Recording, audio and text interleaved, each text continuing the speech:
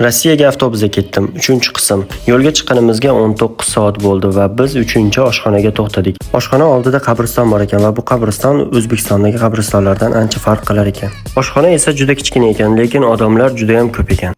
Oshxonadan chiqib yo'lga chiqdik. Mana sekin-sekin uylar paydo bo'lish boshladi. Demak, biz Qozog'iston cho'llaridan chiqib oldik. 3-oshxonamizdan chiqqanimizga 7 soat o'tgandan keyin Rossiya chegarasigacha bo'lgan eng oxirgi oshxonaga to'xtadik. Bu oshxonani oldingi oshxonalardan farqi shundaki, bu yerda telefonni zaryad qilish uchun rozetkalar yetarli ekan.